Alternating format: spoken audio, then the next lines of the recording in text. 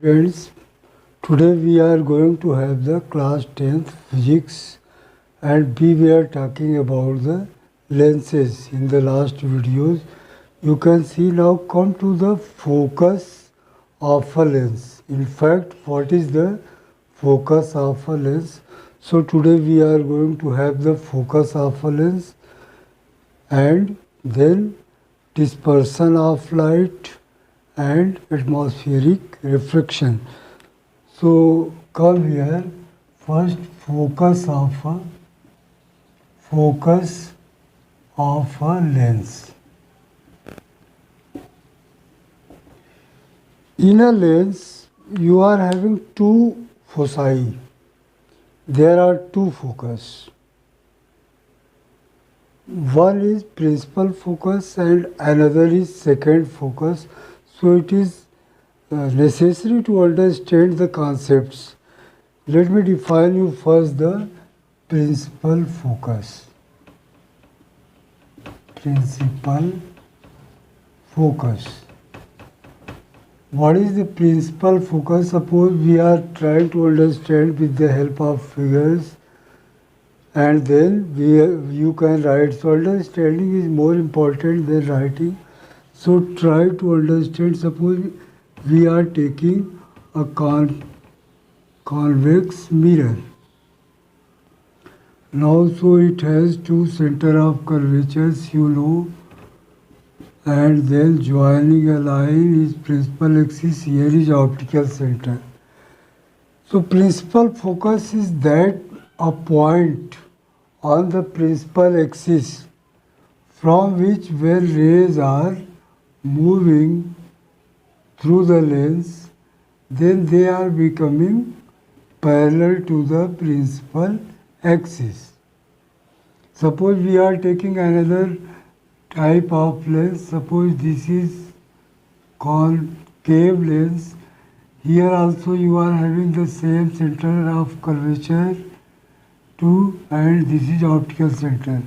Here the rays appearing to be incident, means they are appearing to be incident here, and after refraction they are moving like this, becoming parallel. So this is called as, so let me write is F1, so here is F1. So what is the principal focus of a lens? It is a point on the principal axis from which the rays coming become parallel to the principal axis after refraction, or the rays appearing to be incident at a point become parallel to the principal axis after the refraction is called as principal focus. So how will you write? It is very easy. So what is principal focus? Principal focus is a point on, no doubtly, principal axis from which emerging rays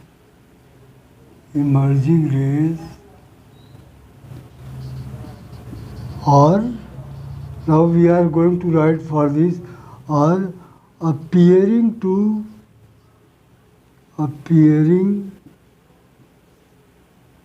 to focus or to intersect at a point, at the point that at the focus become parallel. In both cases they are becoming parallel, so parallel to the principal axis. So it is not very hard to write the definition. If you are understanding the figure, then you can make, from here you are emerging and here intersecting, appearing to intersect. So this is called as principal focus. And no doubtly the distance between optical center and principal focus is called as principal focal length.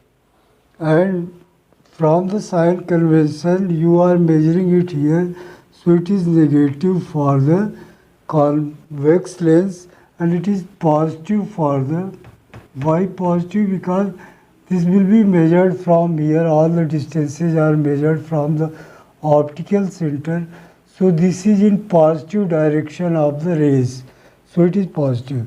And this is measured like this in opposite direction, so principal focus for the convex lens is negative and for the concave lens is positive. Principal focal length. So here you are getting one more result. Principal focal length is negative for the convex lens and positive for the concave lens. Now come to another which is important. So another is called as second focus. Second focus. Now let us try to understand with the help of figure. Suppose we are taking a convex lens and so this is principal axis, no doubtly.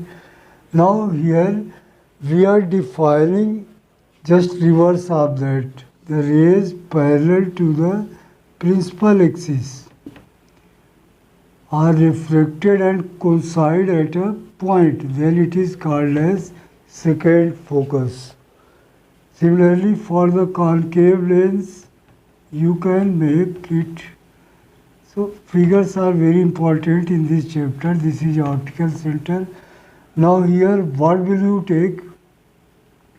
Parallel rays. Here, we are taking first rays parallel. And then, after refraction, they will move like this. Why? Because it is diverging and it is converging. We have already known. So when you will increase it, so they will appear to come out from this point. That point is called as second focus. Now definition is clear. The second focus of a lens is that point where rays parallel to principal axis meet or appear to come out, that is called as second focus. So let me write, second focus is the point and no doubtly it is on the principal axis, on which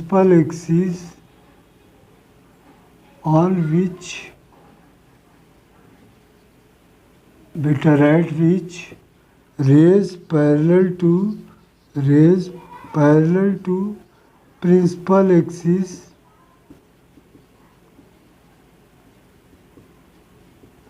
meet or appear to come out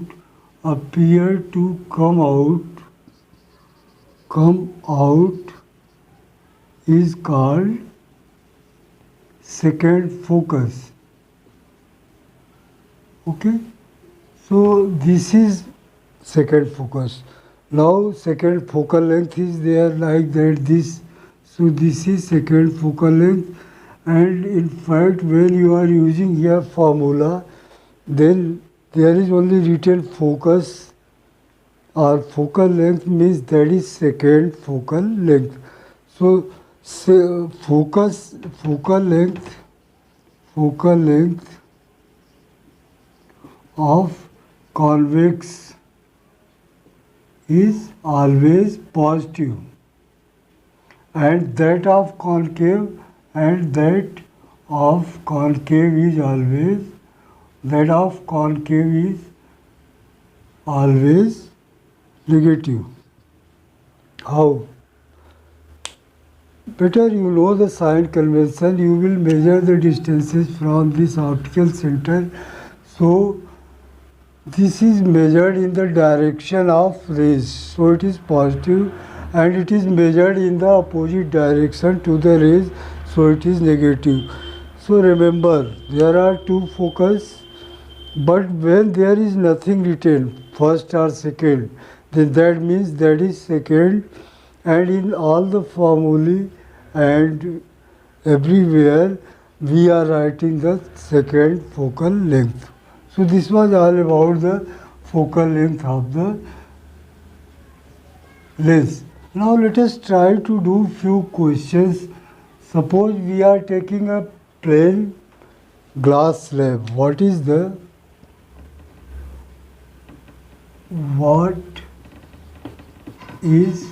focal length of a glass slab?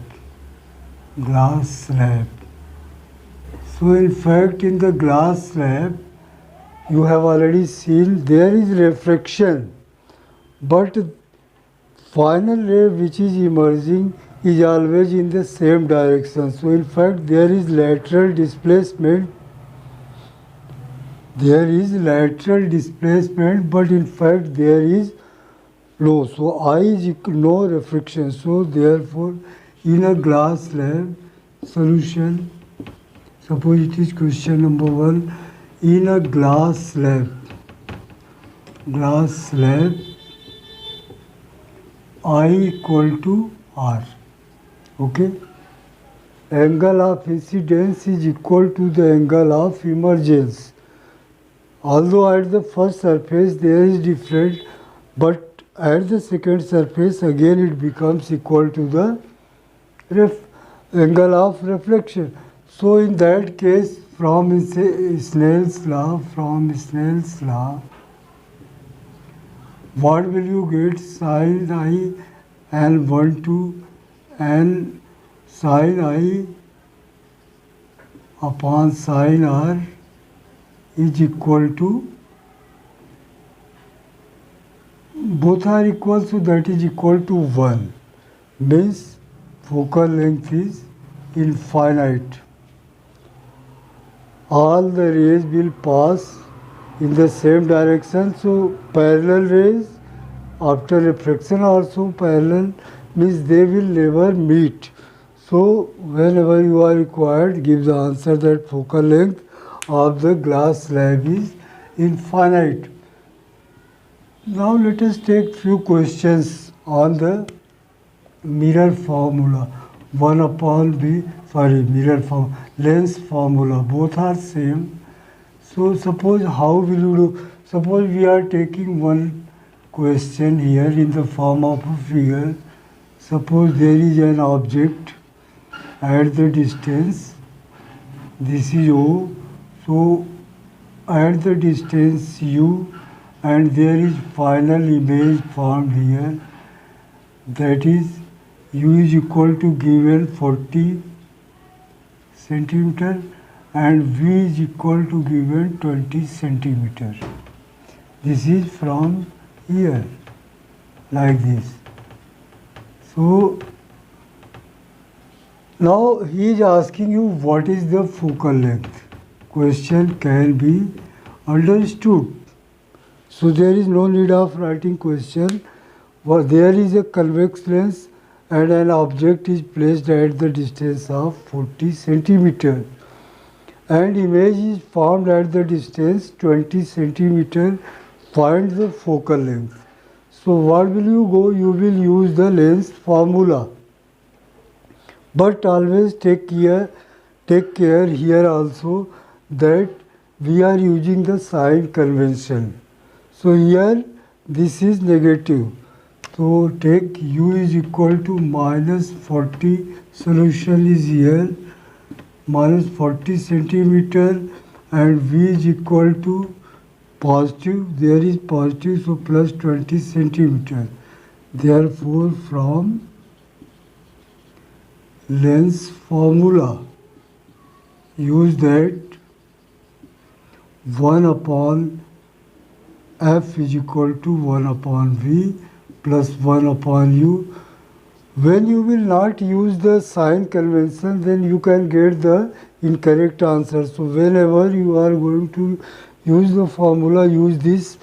Now this is how much? 1 upon minus 40 plus 1 upon 20 means This is nothing but 1 upon 20 minus 1 upon 40.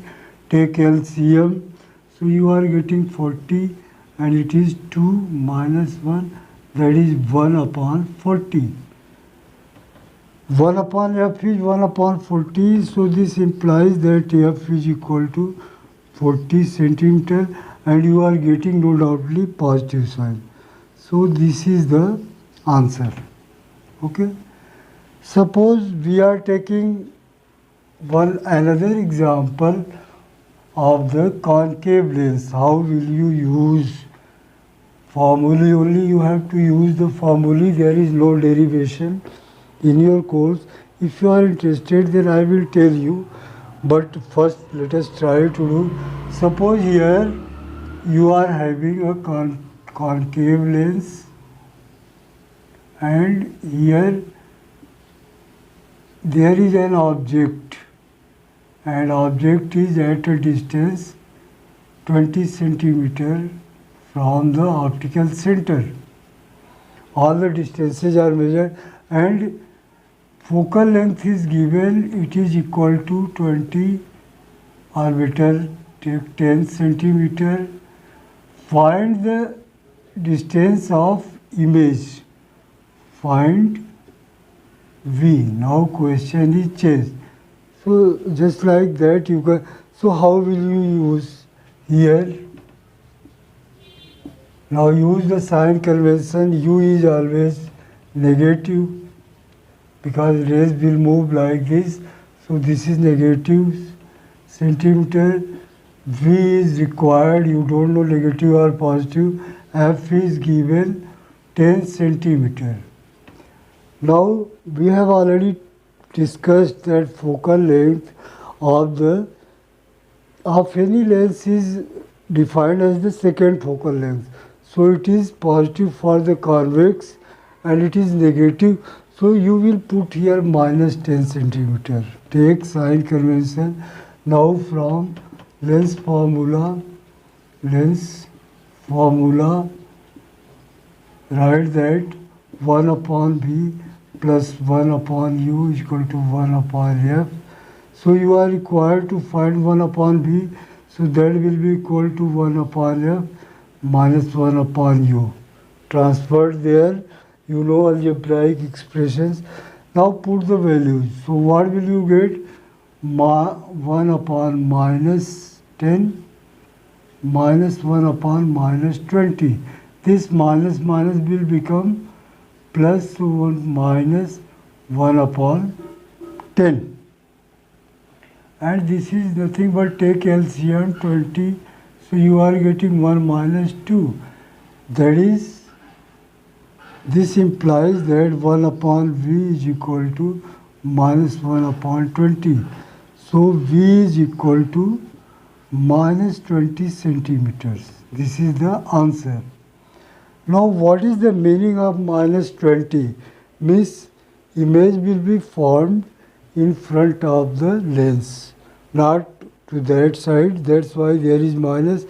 If you are getting the, so location of the image is also done with the help of sign convention. You are getting here minus, means the image in this case will be formed in front of the lens. Okay. So this is numericals. Now suppose let us take one more numerical for a concave lens. Suppose we are taking concave lens. U and V is given. U is 10 centimeter and V is 5 centimeter. And suppose they are asking you magnification, means linear magnification. Linear magnification is required. So what will you do? You will again use the sign convention here. U is equal to minus 10. We have already explained that U is minus always for the convex or concave both. In the both cases it is minus. And V is, it is given 5. And you know for a concave lens you must know the position. So this is always in front of, so it is also 5 minus, because concave lens always makes virtual images. There is no any chance of getting the image after the lens. So you are getting this, and this is bigger also, so better write here 20. So minus 20. Image is always, virtual images are erect and bigger. So now you can use, therefore m is equal to, you know here is formula different from the mirror. So minus 20, v is minus 20 upon minus 10. So these two minus will be cancelled. So there will be minus 2. So magnification is minus, means that is not good to use. With the help of magnification you are magnifying the, okay. So you are getting the size of image. So this was how to do the numericals. Now come to another topic of light, that is prism. Let us know what is the prism. It is another medium. One, so refraction in prism. There was water taken, we took water first and then lens. Now there is another transparent medium, that is called as prism. So it is triangular. It is three-dimensional space like this, three-dimensional figure, but in the diagrams we are taking only triangles, so it is like this. You can see from the left there are how many faces? 3 to 5 faces. Okay. So what is a prism? Prism is a triangular shape having the 6 faces. All are, these are rectangles, but there are bases triangles. So you have already known about the prisms and pyramids in your math class.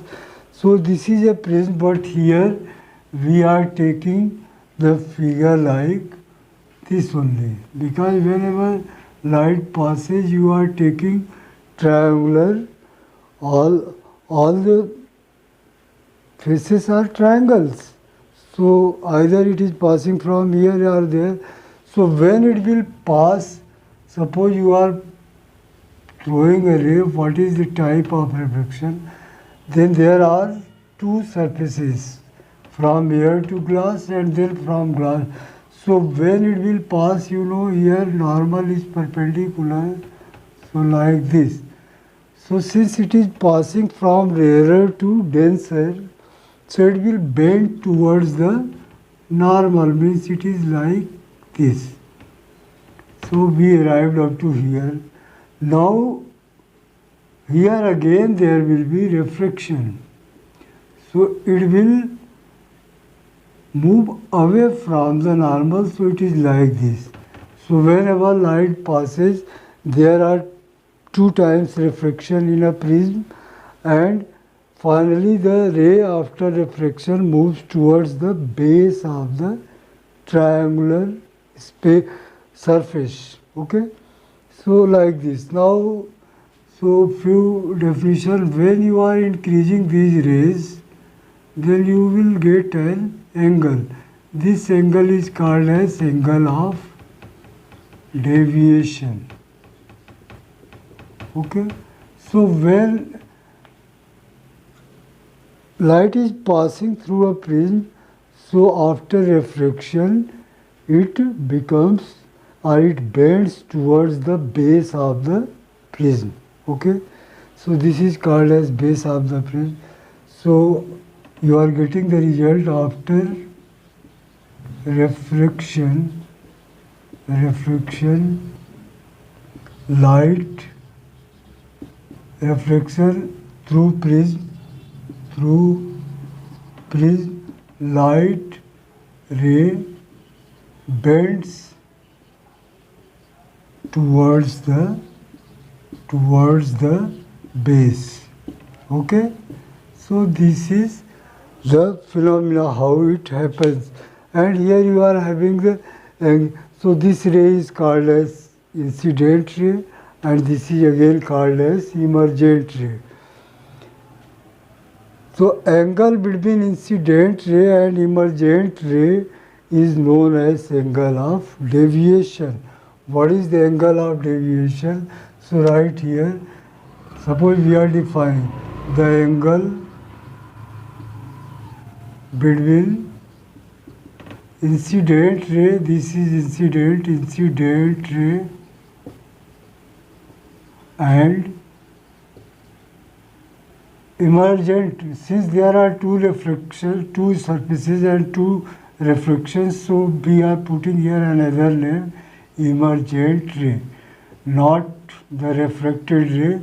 So and emergent ray is called angle of deviation. So for your knowledge, it is different.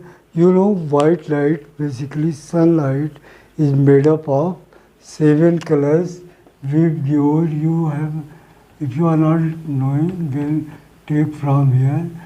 So these are 7 colors: violet, indigo, blue, green, yellow, orange and red. So this angle of deviation varies from one color to another. Refraction is maximum, so refraction is maximum for the red color, and less for the violet. So this is not in your course, but it is different for the different. So this is all about the prism.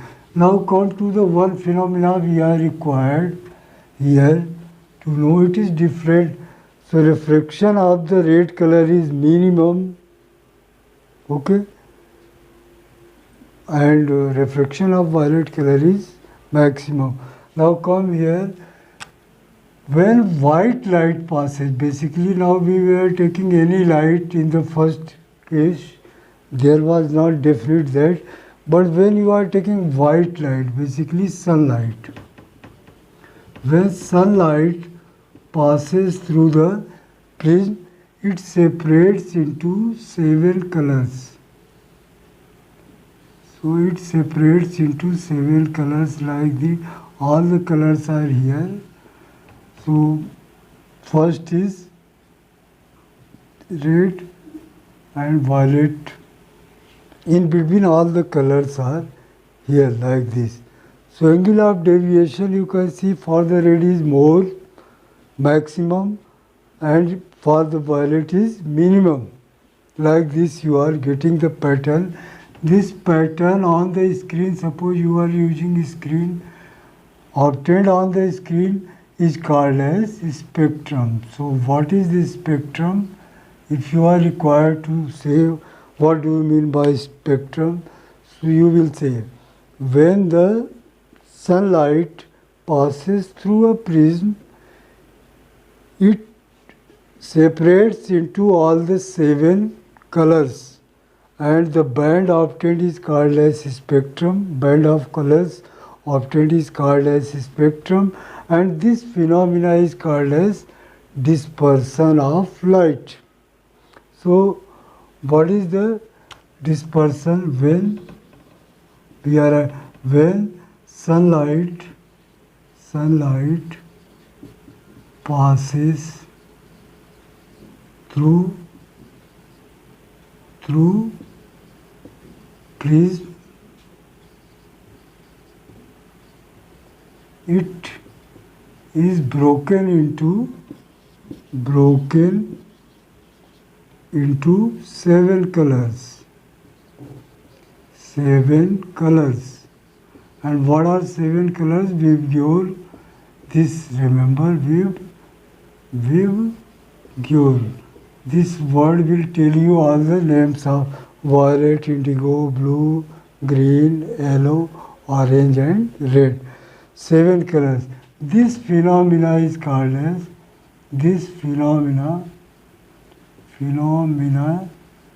is called as dispersion of light, is called as dispersion of light.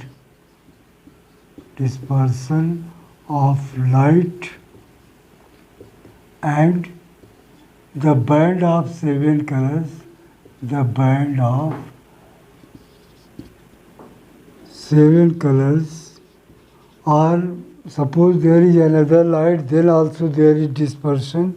So you are getting different. We are talking about the sunlight. So the band can be for the different colors of light. Like sodium light is yellow in color, but you are getting 2 light.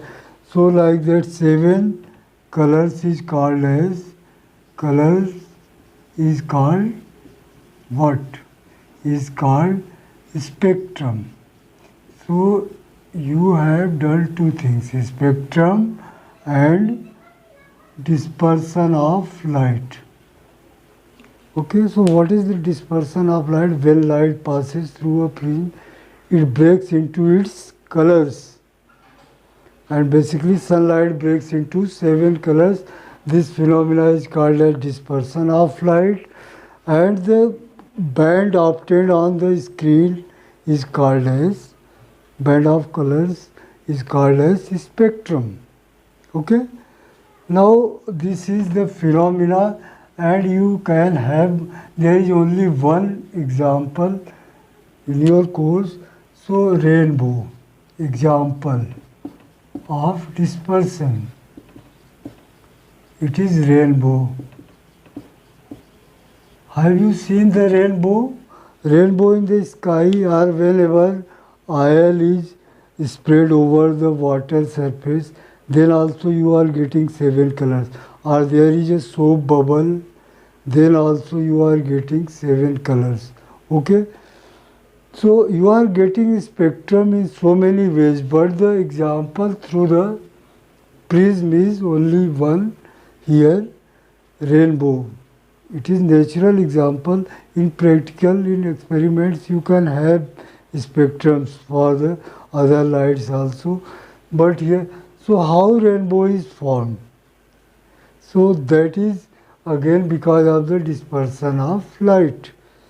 When there is raining, so raindrops, few raindrops, which are, better say, droplets, very small droplets are hanged in the air just after the rain, which disappear after some time because of the heat and they vaporize, but immediately after the rain they are hanged in the air. And when the sun is coming out by any chance, just after the rain, the sky is free from the clouds, then these droplets acts as a prism.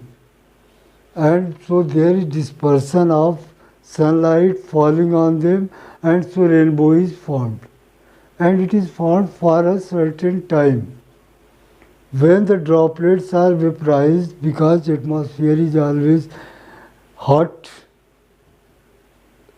never think that there is no, so in the rainy seasons the atmosphere is hot, so these droplets are disappearing after some time, and hence the rainbow disappears. So how will you write it? You have understood, but so rainbow is formed due to dispersion of light. Okay, dispersion of sunlight through small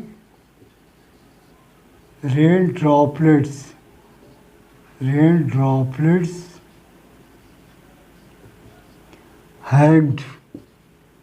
hanged in atmosphere. How they will be hanged?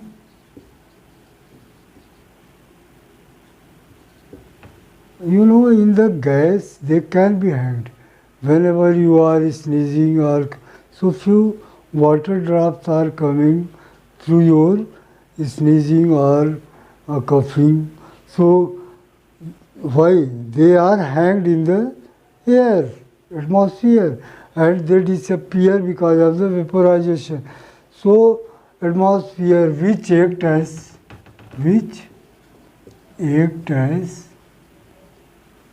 prism. So now it is, therefore it is formed, either there is droplets, suppose there is any fountain, then there it is formed, or after the rain just it is formed and it disappears also. Okay, so why it disappears you have understood. So this is the dispersion of light. So thank you for today. Tomorrow we are going to see the atmospheric reflection. Okay, thanks.